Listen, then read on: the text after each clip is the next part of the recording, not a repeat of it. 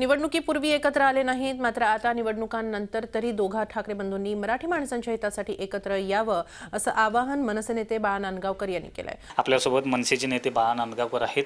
Sir, exit poll आलेला आहे, भाजपला सर्वाधिक जागा मिळतील असा अंदाज व्यक्त केला जातोय, परंतु मनसेला कमी जागा मिळतील, तर याविषयी तुमचं काय? नाही, माझं काय म्हणणं नाही ना। शेवटी लोकांनी आता निर्णय घेतलेला आहे, त्यांनी त्यांचं मतदान केलेलं आहे, आम्ही आमचं काम केलेलं आहे। शेवटी तो काय निर्णय आहे तो 19 तारखेला लवकर कळेलच।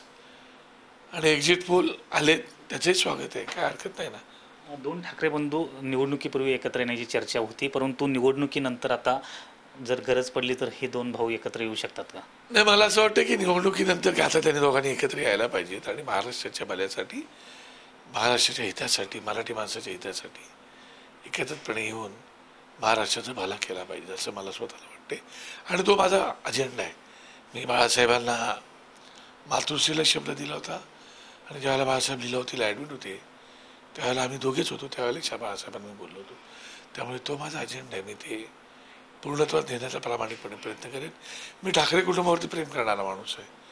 ठाकरे कुटुंबाचा मी पाईक आहे, त्यांचा मी कार्यकर्ता आहे आणि ठाकरे कुटुंबातला मुख्यमंत्री झालं त्याचा मला केवढा आनंद होईल। हे दोन ठाकरे बंधूंनी एकत्र यावं आणि तोच आपला अजेंडा असल्याचं बाळा नांदगावकर यांनी सांगितलेलं आहे। व्हिडिओ जर्नलिस्ट प्रकाशसह कृष्णात पाटील, झी मीडिया, मुंबई। झी 24 तास रहा एक पाऊल पुढे।